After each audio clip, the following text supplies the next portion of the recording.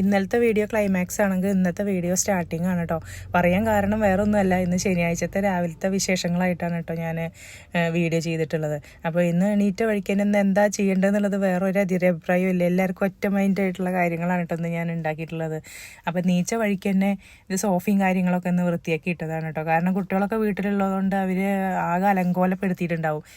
ഇങ്ങനൊരു ഗസ്റ്റൊക്കെ കയറി വന്നു കഴിഞ്ഞാൽ അവർ നമ്മുടെ ആ ഒരു കോലം കാണണ്ടല്ലോ എന്ന് ചോദിച്ചിട്ട് അതൊക്കെ ഒന്ന് ഞാൻ റെഡിയാക്കി ഇട്ടിട്ടുണ്ട് കേട്ടോ.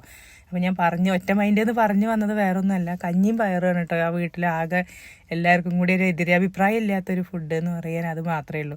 അപ്പോൾ കഞ്ഞി എന്ന് പറഞ്ഞാൽ എനിക്ക് എല്ലാവർക്കും അറിയുന്നുണ്ടാവും കോമ്പിനേഷൻ ചെറുപയർ തന്നെയാണല്ലോ.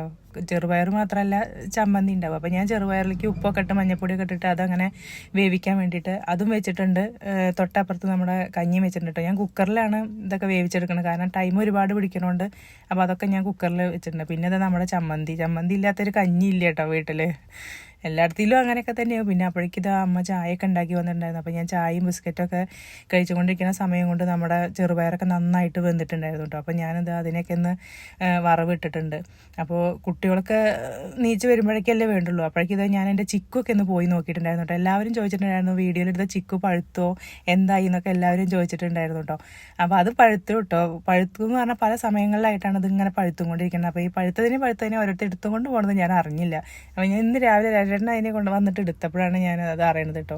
പ്രത്യേകിച്ച് പറയണ്ടല്ലോ നല്ല മധുരമാണ് എന്നുള്ളത്.